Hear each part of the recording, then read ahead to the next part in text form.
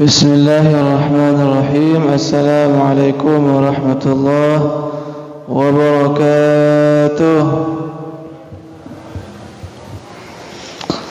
Alhamdulillah, wassalatu wassalamu ala rasulillah Muhammad ibn Abdullah wa ala alihi wa sahabatihi wa man tabi'a sunnatahu wa jama'atahu min yawmina hadha ila yawmil qiyamah. Qala rabbi shrah li sadri wa yassir li amri wahlul 'uqdatam min lisani yafqahu qawli, amma ba'd. Fa ya ibadallah, usi nafsi wa iyyakum bi taqwallahi faqad faza al-muttaqun wa la tamutunna illa wa antum muslimun. فقال تعالى وذكرا بذلك يا أيها الذين آمنوا اتقوا الله وقولوا قولا سديدا يصلح لكم أعمالكم ويغفر لكم ذنوبكم ومن يطع الله ورسوله فقد فاز فوزا عظيما. Bapak Ibu jamaah masjid atau musalla Baitus Sakinah yang semoga selalu dirahmati oleh Allah Subhanahu wa taala. Alhamdulillah, kita diperjumpakan kembali oleh Allah dalam majlis ini untuk belajar hadis-hadis dari Nabi kita Muhammad sallallahu alaihi wasallam, dan kita bermohon kepada Allah Subhanahu wa taala kajian kita dicatat amal ibadah berpahala di sisi Allah Subhanahu wa taala. Amin. Pada kesempatan kali ini Bapak Ibu rahimakumullah, kita masuk hadis yang ke-39 dari kitab hadis Arba'in Nawawi. Hadis ke-39.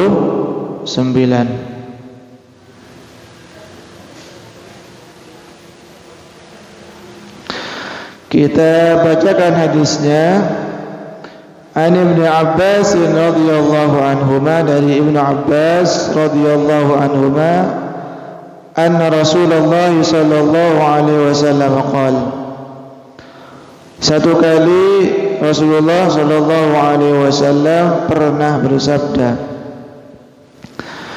inna Allaha tajawaza li an ummati al-khata'a wan nisyana wa mastukrihu alaihi.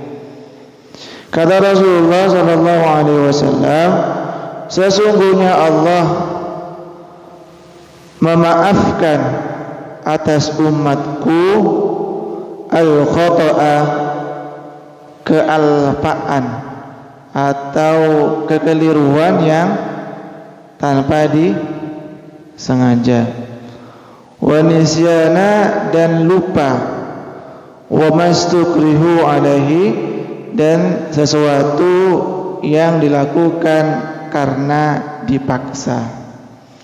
Hadis riwayat Ibnu Majah dan Baihaqi. Bapak Ibu rahimakumullah, jadi hadisnya singkat sekali. Ada 3 hal penting yang disampaikan oleh Rasulullah sallallahu alaihi wasallam, bahwa kata beliau, Allah itu telah memaafkan kepada umat Rasulullah. Jadi ini Rasulullah menyebut dengan panggilan yang penuh kasih sayang, ya. Kita ternyata disebut sebagai umatnya, ummati, kata Rasulullah. Allah telah memaafkan atas umatnya. Yang pertama apa tadi? Al-khata', perbuatan yang dilakukan bukan atas dasar kesengajaan. Dan yang kedua, wa nisyan, perbuatan karena lupa. Dan yang ketiga, sesuatu yang dilakukan karena dipaksa.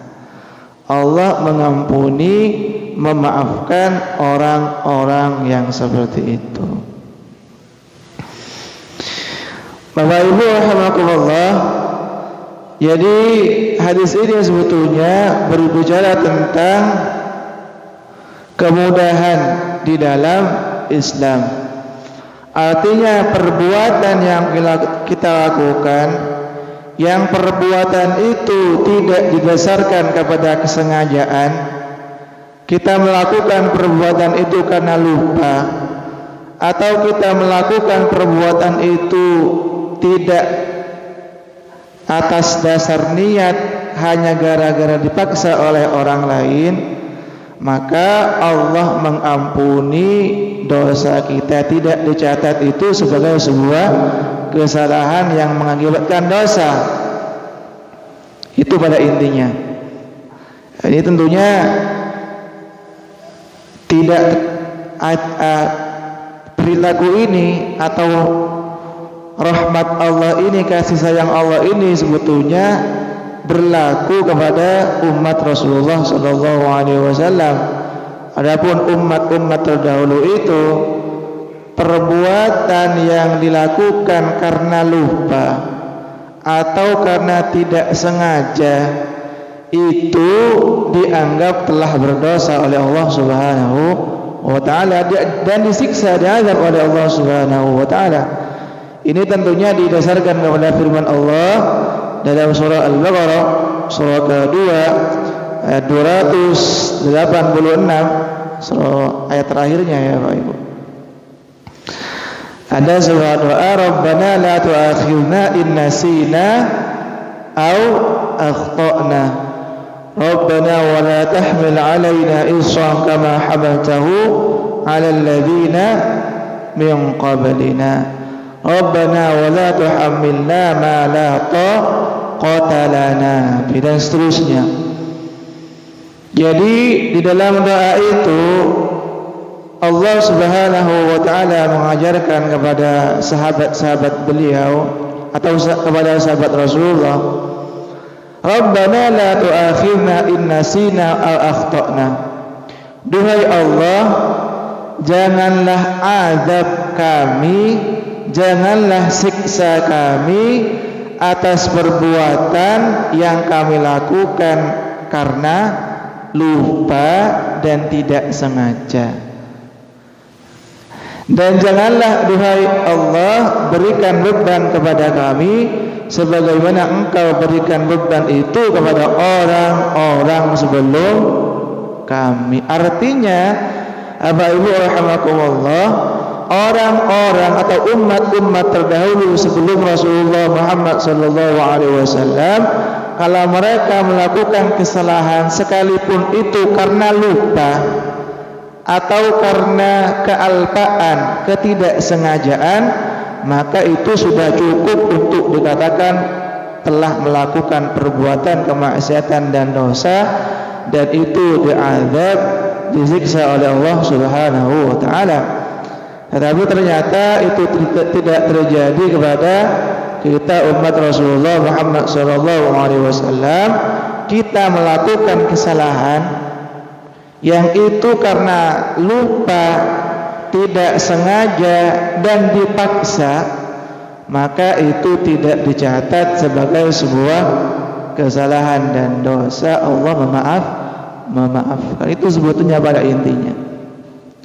Jadi luasnya ampunan, maafnya Allah kepada kita umat Rasulullah Muhammad sallallahu alaihi wasallam. Ibu, dimaafkan kalau kita melakukan sama ketika kita sedang berpuasa nih.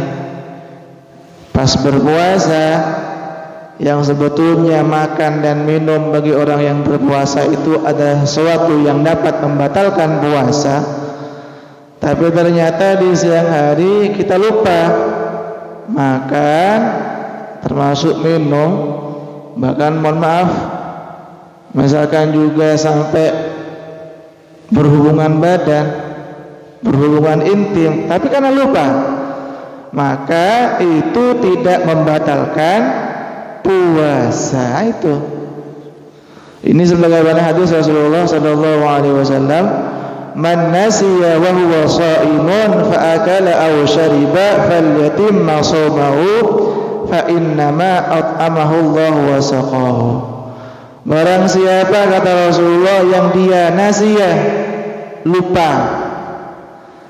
Kalau dia dalam keadaan berpuasa, kemudian dia makan atau minum, maka hendaknya dia melanjutkan puasanya, karena sesungguhnya Allah yang telah memberi makan dia dan memberi minum. Jadi itu orang yang makan, orang yang berpuasa lupa dia makan dan minum, kemudian ingat setelah makan, setelah kenyang, maka dia tetap tidak batal puasanya. Nabi meminta kepada orang itu untuk terus melanjutkan puasanya.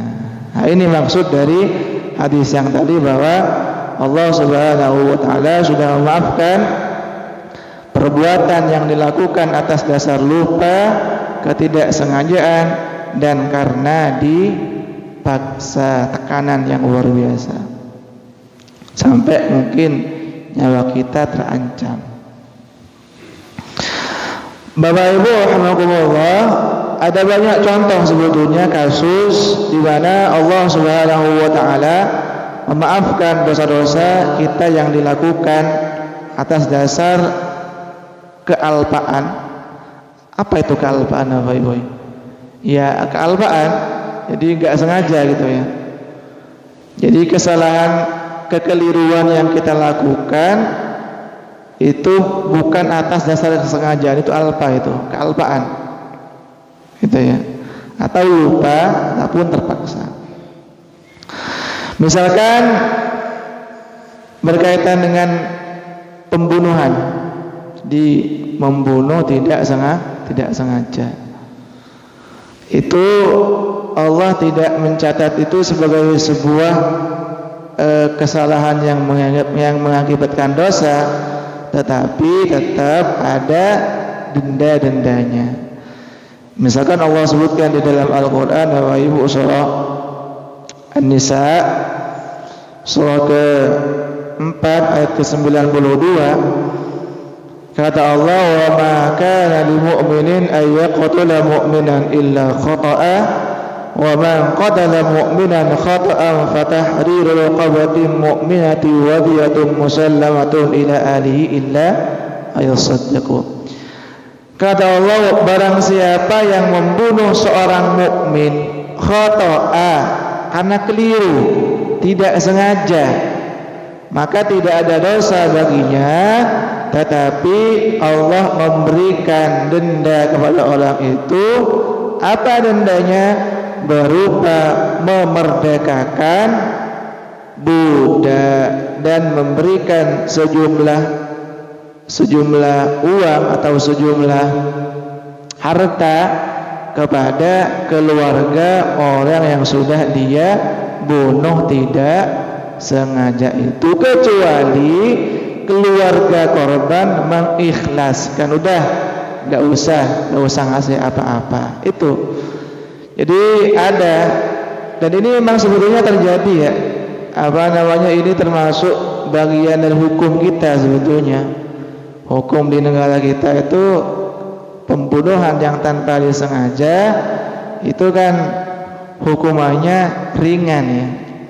Beda kalau hukuman pembunuhan berencana, itu kan bisa hukuman maksimalnya hukuman mati maksimal, tapi enggak juga kadang-kadang gitu.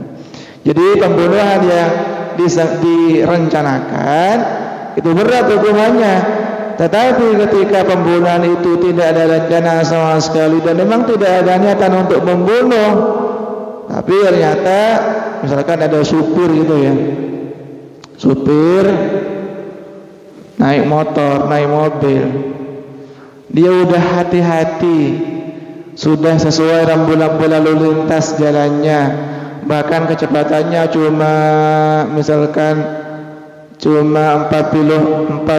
km per jam, udah pelan sebetulnya, sudah menggunakan sabuk pengaman, udah lengkap mobilnya dan seterusnya.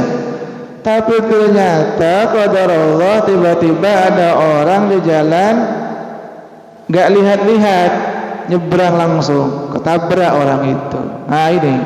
Nah tentunya sopir ini termasuk orang yang mati ternyata yang ditabrak itu. Lah orang yang seperti ini sebetulnya adalah orang yang tidak dianggap telah melakukan pembunuhan oleh Allah Subhanahu wa taala. Artinya diampuni dosanya.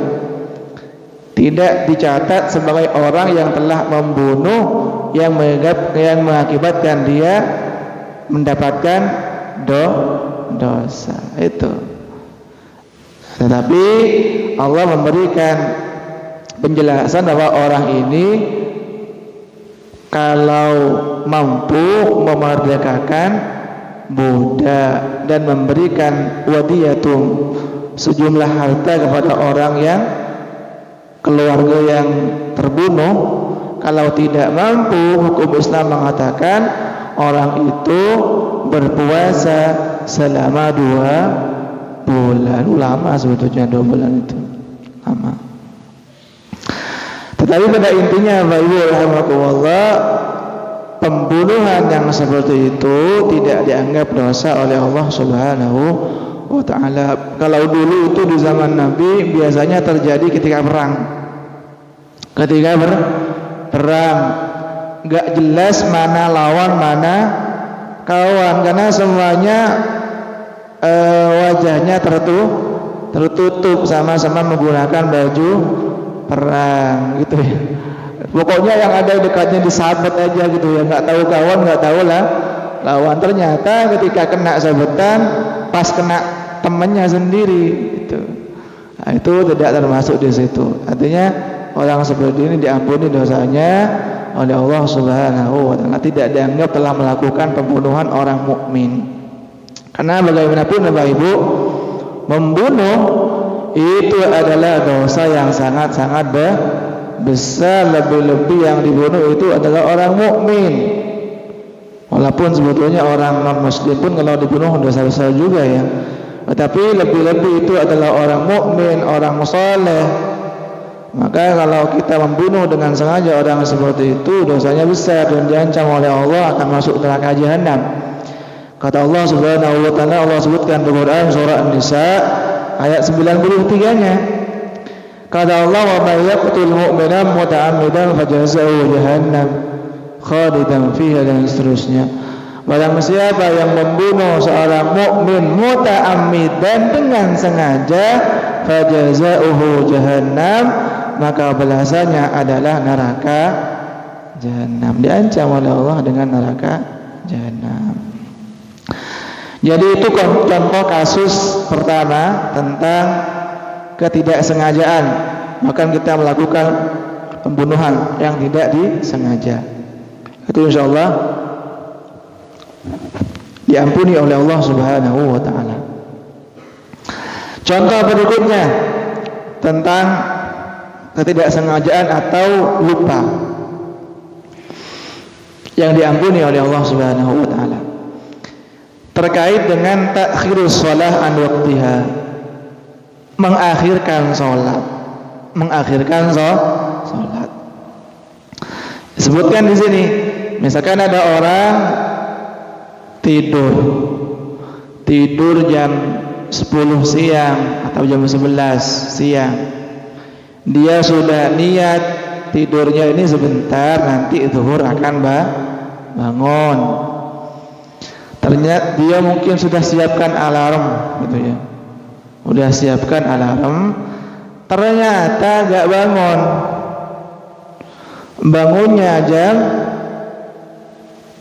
adzan asar. Bangunnya adzan asar. Berarti dia sudah apa?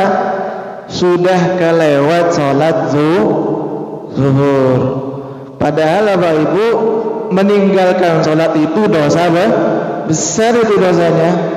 Tetapi karena tidak disengaja itu ya, ketiduran dan tidak ada yang membangunkan, dia sudah menyiapkan alarm tapi alarmnya pas mati misalkan, maka orang yang seperti ini walaupun dia meninggalkan sholat, tetapi karena dia lupa dan tidak sengaja, dan dalam hatinya dia sebetulnya ingin melakukan sholat zuhur, tapi karena lupa itu tadi dan kebablasan, maka orang seperti ini insya Allah diampuni oleh Allah Subhanahu wa taala, tidak dicatat telah meninggalkan sholat, tidak dicatat seperti itu. Nah, itu maksudnya.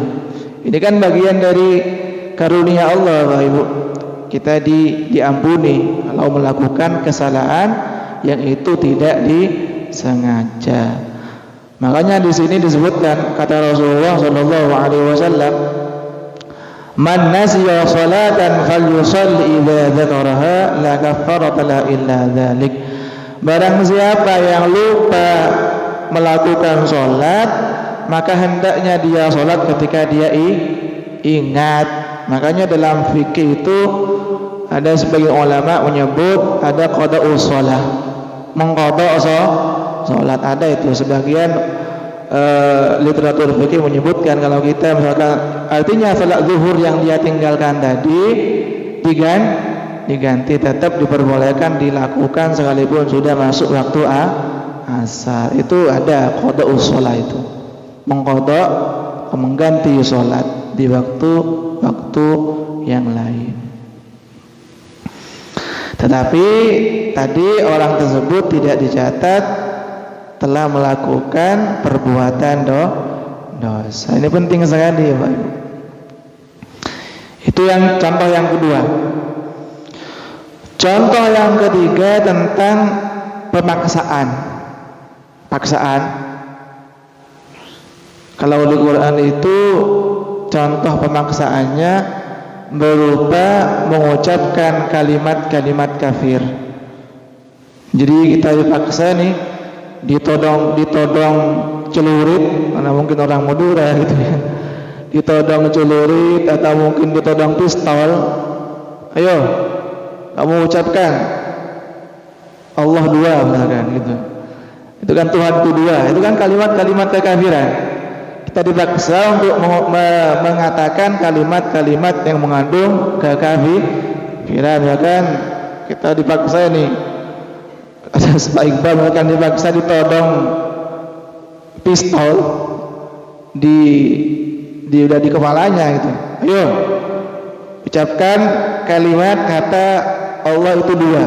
Nah itu gimana kalau kita di dalam kondisi seperti itu? Sebetulnya Islam memberikan keringanan. Kita diperbolehkan lisan kita mengucapkan kalimat kafir itu, tetapi tidak dengan hati kita. Itu boleh sebetulnya di dalam Islam seperti itu. Dan ini memang ditegaskan di dalam Al-Quran surah An-Nahl ayat ke-106.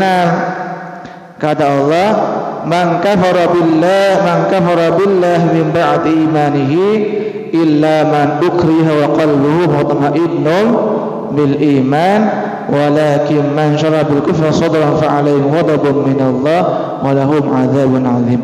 Jadi kata Allah itu illa man ukriha wa qalbuhu mutma'innun bil iman, orang yang dipaksa untuk mengucapkan kata-kata kafir, kemudian dia mengucapkan kata-kata kafir itu tetapi hatinya masih beriman, tenang dalam keimanan, maka orang ini sebetulnya oleh Allah tetap dikatakan seorang mukmin walaupun mulut atau walaupun lisan dia mengucapkan kata-kata kafir, dan dia tidak mengucapkan itu karena dalam kondisi terancam nyawanya, ditodong celurit itu.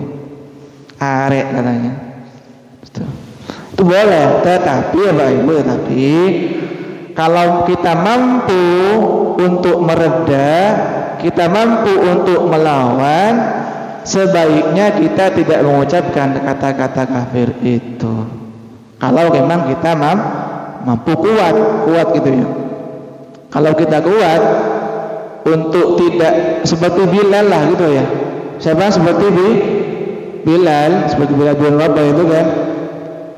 Disiksa seperti apapun Bilal itu udah tetap ahad ke Bilal itu. Allah satu, Allah esa, Allah tunggal. Padahal sudah dijemur di padang pasir, kemudian ditindih dengan batu besar, tetap dia tidak mau sekalipun sekedar mengucapkan dengan lisan, apalagi dengan hati gitu ya. Udah saking kuat keimanannya, dan memang Bilal pada saat itu udah siap menerima konsekuensi apapun yang akan terjadi. Tetapi sebetulnya sekalipun katakanlah ada seorang dipaksa untuk mengucapkan kafir, dia mengucapkan kalimat kafir itu, tetapi hatinya masih beriman, sebetulnya Allah masih memaafkan orang seperti itu dan tetap akan dicatat sebagai orang beriman itu. Tapi lagi-lagi kami sampaikan, kalau dia mampu untuk menahan tekanan seperti itu, monggo disilakan, karena Nabi pun di kesempatan yang lain menyebutkan, kata Rasulullah sallallahu alaihi wasallam, la tusyriku billah wa in quti'tum wa hurriqtum. Janganlah kalian sekali-kali menyekutukan Allah sekalipun kalian akan disembelih ataupun akan dibakar. Ini juga terjadi kepada Ibrahim, Nabi Ibrahim itu ya. Itu kan untuk mempertahankan akidahnya, untuk mempertahankan keyakinannya, enggak apa-apa. Beliau rela sekalipun dibakar. Dan ini terjadi sebetulnya Bapak Ibu ya, kepada para ulama-ulama dulu. Mereka itu bahkan sekalipun untuk mengucapkan kata-kata kafir, mereka enggak mau. Khawatir kata-kata itu didengar oleh orang dan orang itu menyangka bahwa ulama itu telah kafir. Bisa dipahami ya Pak Ibu ya? Misalkan saya dipaksa, Sofyan katakan Tuhan dua. Di sebelah saya ada murid saya, di sebelah saya ada keluarga saya. Otomatis kan kalau saya mengucapkan kata-kata kafir itu muncul prasangka bahwa saya telah benar-benar kafir menurut teman saya yang ada di sebelah saya, menurut murid saya yang ada di samping kiri saya. Bisa dipahami Mbak Ibu ya? Nah, itu. Walaupun sebetulnya sekalipun saya mengucapkan kata-kata kafir itu, dalam pandangan Allah, karena saya masih beriman, hati saya itu sebetulnya Allah masih menerima keimanan saya itu. Jadi itu sebetulnya yang terjadi dulu ya. Sekalipun dipaksa, para ulama itu kan banyak ulama yang dihukum Pak Ibu ya, yang dipenjara gitu ya. Tetap tidak kekeh dengan pendiriannya gitu, dengan keimanannya itu. Jadi itu Bapak Ibu rahimakumullah berkaitan dengan kita mengucapkan kata-kata kafir karena kita dalam kondisi terpaksa, nyawa kita terancam bukan terancam. Kalau terancam nanti jadi apa? Sayur gitu, jadi makanan. Terancam. Bapak Ibu rahimakumullah, dan masih banyak sebenarnya contoh-contoh yang lain. Contoh-contoh yang lain berkaitan dengan kita melakukan perbuatan yang terlarang, tetapi kita dalam keadaan terpaksa, lupa ataupun kealpaan, ketidaksengajaan. Contoh lagi, misalkan kita menunaikan zakat. Zakat itu sudah kita serahkan kepada orang yang menurut kita miskin, menurut kita fakir miskin. Tapi ternyata setelah zakat kita berikan kepada orang tersebut, ternyata kita melihat orang itu punya mobil Pajero gitu ya. Ternyata kaya orang itu, yang kita kasih zakat itu kaya. Maka orang yang itu kan dia, artinya kan dia tidak sengaja ya, salah gitu ya, salah perhitungan. Maka orang seperti ini tidak dianggap sudah berzakat. Dia harus berzakat lagi, atau kalau tidak diminta kembali kepada orang yang tadi, kamu gak berhak menerima zakat, saya akan ambil lagi zakat ini, akan saya kasih kepada orang fakir miskin. Ya, fakir miskin Bapak Ibu. Orang miskin itu kan kalau standar ulama-ulama fikih adalah orang yang penghasilannya tidak mencukupi kebutuhannya. Itu miskin itu. Misalkan di Magetan ini biaya hidup 1,5 juta dan orang itu 1 juta penghasilannya per bulan, maka sebetulnya orang itu sudah masuk kategori miskin, ya, sudah bisa diberikan zakat dan seterusnya. Ya, atau mungkinlah di bawah UMR gitu ya, karena boleh jadi UMR itu kan sudah dihitung, direka sesuai dengan biaya hidup di daerah tersebut kan, biasanya seperti itu.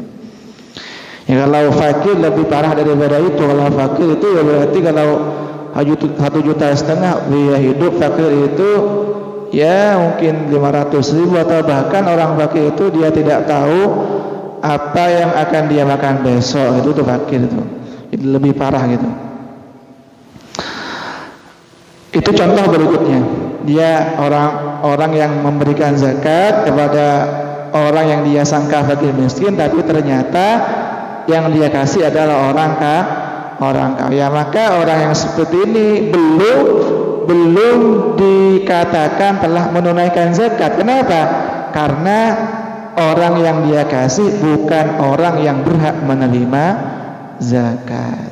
Dia ambil zakatnya lagi tuh, atau dia gak usah diambil, dia kasih lagi ke orang yang fakir miskin. Atau juga Bapak Ibu rahimakumullah, berkaitan dengan orang yang bertayamum. Misalkan ada orang yang dia berada di mobil, dia membawa air di mobil segalon gitu ya. Ternyata dia kemudian melakukan tayamum, dia berjalan di padang pasir, tapi dia lupa kalau di mobil dia menyediakan air segalon dan cukup untuk berwudu sebetulnya, untuk wudu dan minum cukup. Karena di padang pasir dia mengira sudah tidak ada air, tapi dia lupa kalau di dalam mobilnya ada air segalon atau 2 galon. Kemudian dia tayamum.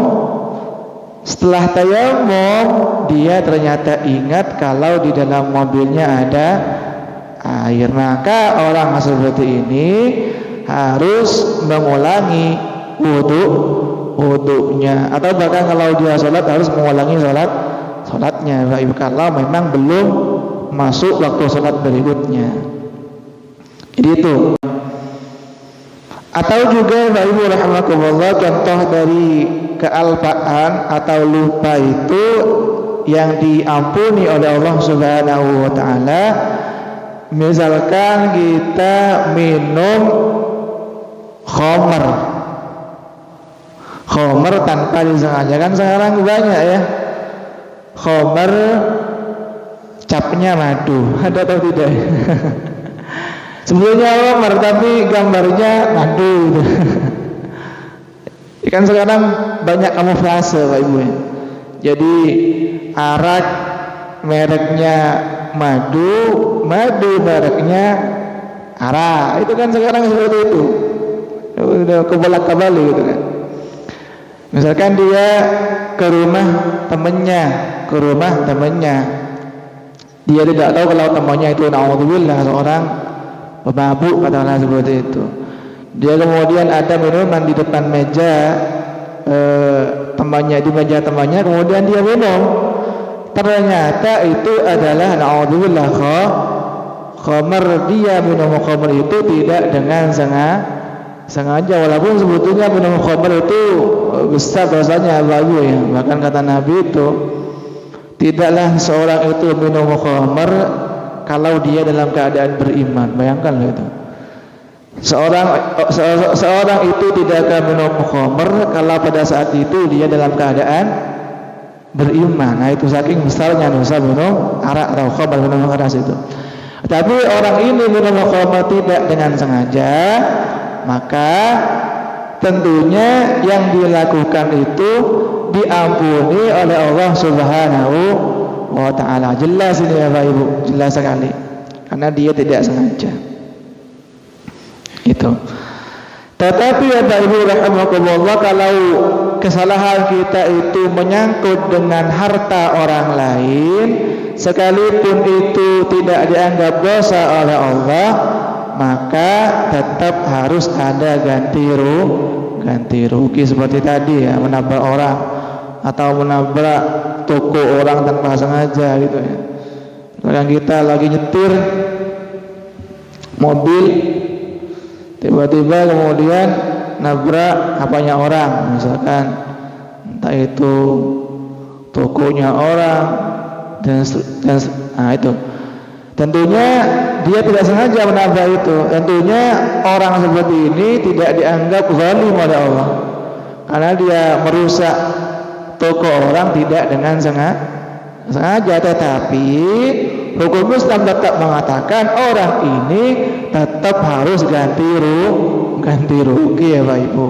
Itu kan, tapi kan masih lumayan dia tidak dianggap zalim oleh Allah, tidak dianggap berdosa oleh Allah.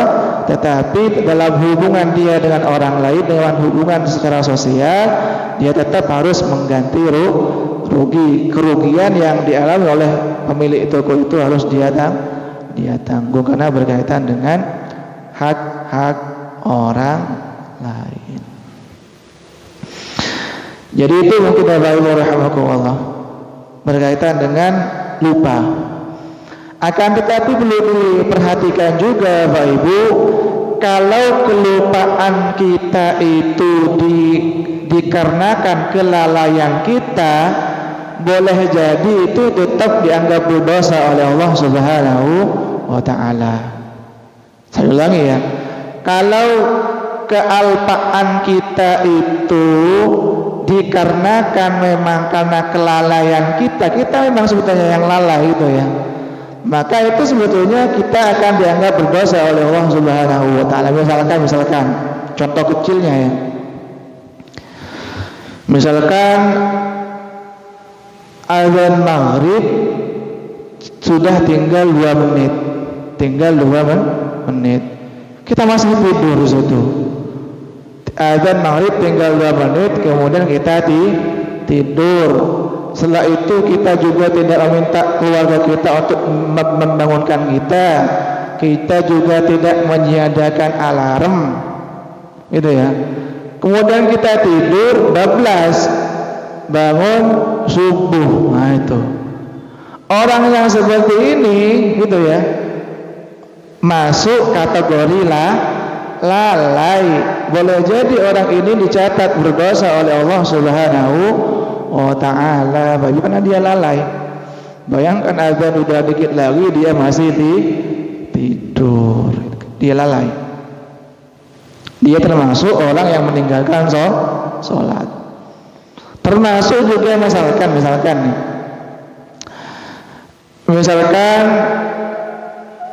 baju kita kena najis, baju kita terkena najis. Kemudian baju yang terkena najis itu tidak langsung kita cuci, tidak langsung kita bersihkan.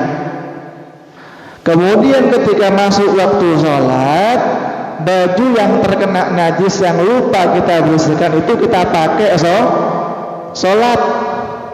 Nah, ini masuk kelalaian di sini. Dan boleh jadi orang seperti ini walaupun tidak sengaja dia memakai baju yang najis, tetapi sebetulnya dia punya waktu banyak untuk mencuci bajunya itu, tapi dia mundur, dia molor di situ, kemudian dia pakai baju yang najis itu untuk sholat, dan tentunya sholatnya adalah sholat yang tidak sah. Maka boleh jadi orang seperti ini dicatat oleh Allah sebagai orang yang tidak melakukan sholat, karena bagaimanapun sholat itu salah satu syaratnya adalah dia suci dari najis, pakaiannya, badannya, termasuk tempat sholatnya suci, dan pada saat itu dia menggunakan pakaian najis. Walaupun dia tidak sengaja menggunakan baju itu, tetapi karena dia lalai tidak langsung mencuci bajunya. Tuh Bapak Ibu.